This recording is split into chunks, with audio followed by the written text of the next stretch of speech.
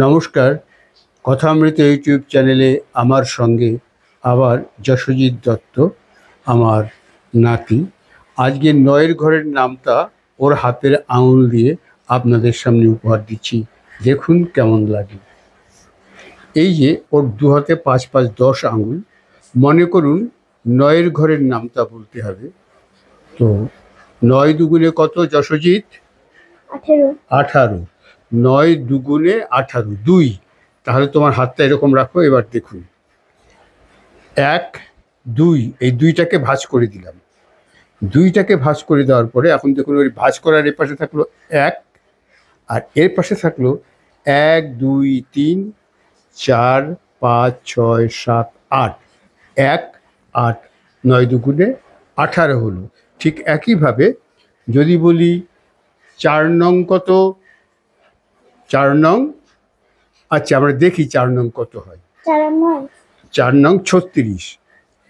এই দেখুন ১ ২ ৩, এই ৪ নম্বরটাকে ভাঁজ করে দিলাম।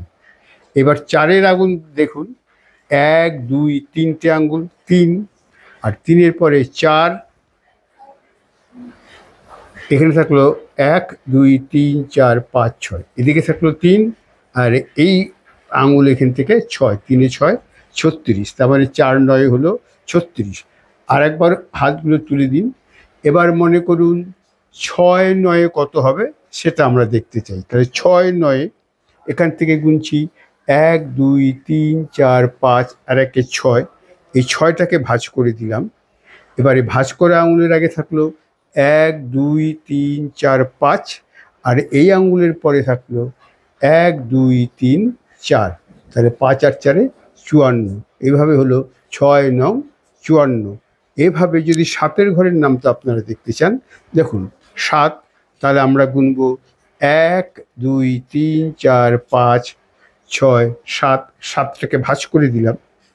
এবার ৭-এর আগে থাকলো এদিকে ৫, আর ১-এ ৬, এদিকে থাকলো ৬ সামনে, পরের সংখ্যা ১ ২ ৩ ৩, ৬-এ ৩ ৬৩, ৭ নং ৬৩। এভাবে ৯-এর ঘরের নামটা আমরা খুব আনন্দের সঙ্গে ছাত্রছাত্রীদের শেখাতে পারি, ওরা খুব মজা পাবে। পরবর্তী পর্যায়ে এই ধরনের হাতের আঙুলের নামটা পেলে আপনাদের অবশ্যই জানিয়ে দেব। আজ এইটুকুই, আপনাদেরকে নমস্কার, ধন্যবাদ।